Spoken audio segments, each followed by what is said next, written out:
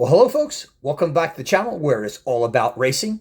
In today's episode, we're going to take a look at this 143 scale Mini Champs F1 Red Bull Sauber Petronas C19, that driven by Pedro Diniz. Now, if you're wondering, wow, Mark, a Mini Champs car, you've never had one before?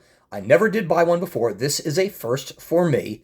It's not the only one that I've purchased in F1 for my collection. That being said, this was built by Sauber Formula One to compete in the 2000 Formula One World Championship. Yes, this model, I believe, is about a 24-year-old car. Now, the C19 chassis was molded carbon fiber composite. The engine was Petronas SPE04A V10, and the transmission was a Sauber 7-speed longitudinal semi-automatic. Now, this car proved to be reasonably competitive, but not enough to escape the midfield. Diniz's partner, Salo, who was a Finn, would leave for Toyota at season's end, and Pedro Diniz was dropped. Boy, do I know how to pick cars. Car that probably no one's ever heard of, and a driver I certainly feel that nobody's probably ever heard of either, considering this was about 24 years ago.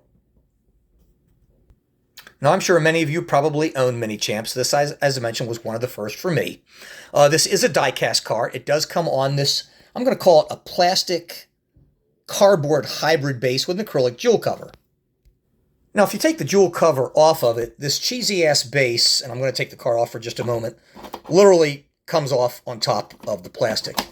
Guys, this has to be one of the crappiest bases I've ever seen on one. It was considered a premium scale model.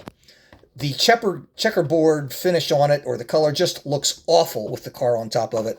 I really think it takes away from it. I have seen some cool pictures on this cardboard piece in the back. This is not very impressive. This I consider to be one of the very worst bases I've ever had, other than the very cheapest Baragos. Now, the car itself, as I mentioned, is over 20 years old. It looks it. I don't think this is Mini Champs' best effort by far.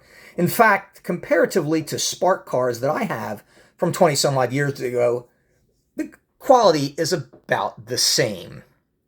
The fit and finish and detail are okay. The finish around the engine cowling, which I'm going to show you in a moment, is the real highlight of it. I think the driver's helmet, Pedro Diniz, was actually pretty good, even though the figure itself is really cheesy. It's kind of like a stick man.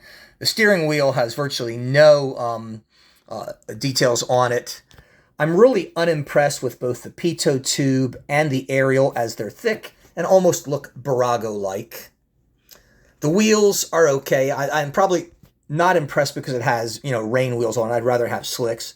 But the Bridgestone pretends to look pretty good. The wheels themselves are okay. The tires are rubber. Yes, the car does roll, something that is kind of unusual for a collector's kind of car. Usually they don't roll, but this one does. Some of you may like that. Carbon fiber trim on the car is virtually non-existent. Now, the front view is pretty cool. They did a really nice job, I think, on the wing, considering the age. As I've mentioned, these days you're used to carbon fiber accents all over the carbon fiber parts. There is none of that to be seen here. As I've mentioned, the aerial and the pitot tube look toyish. I'm trying to get that out. Not real impressed with that. The helmet on the driver does look pretty good. Now, I had mentioned that there was a highlight on this, and really only one thing that I thought was kind of impressive, and I'm going to try to show that to you right now. If you look down below the engine cowling, I guess there you go. You can see Sauber Petronas. Very cleverly, it's in dark blue against the light blue finish. I think that's really impressive. There you go. You can see it. It is really cool. The car looks pretty good, from this view. Again, you can see the cockpit, as I'd mentioned, which was not very impressive, and it really isn't. It looks almost like a Barago. Granted, this is a 24-year-old model. The sparkle blue finish, I think, does look quite good. Now, the rear of the car is okay. If I lift it up, you can see, I think the Petronas, the light blue accents on it. You can see on the Parmalee under the rear wing. Red Bull on the wing itself. Another disappointing feature of it has to do with the exhaust openings. You can see the heat shields here, but there's no exhaust tube to be seen. That, I think, is pretty shoddy and pretty crappy. Now, you may have noticed I removed this from the base to show it to you. I did that for a couple reasons.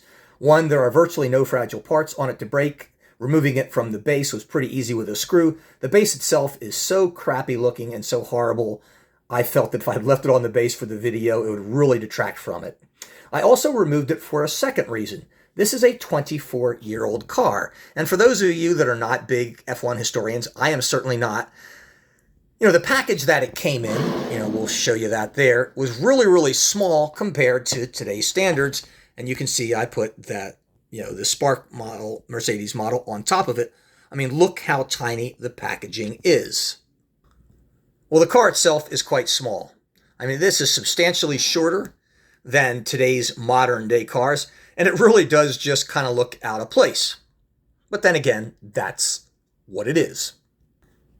Well, now you're going to get my final thoughts on this. I would say that if you are a historical collector, this might be for you. But by today's standards, this is a very suboptimal offering with an unknown driver in Pedro Diniz. I think this is just for many champs, they really do high quality work today. 20 some odd years ago, they didn't. This is almost like Barago-like standards.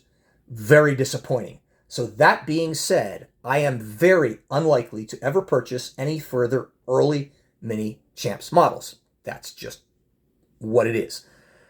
Anyhow, that being said, hope you've enjoyed this. My next video will be a sports car, and then we'll rotate Formula One, sports car, and I've got all sorts of prototypes. I even have more Porsche 963s. Yes, believe it or not, I have more.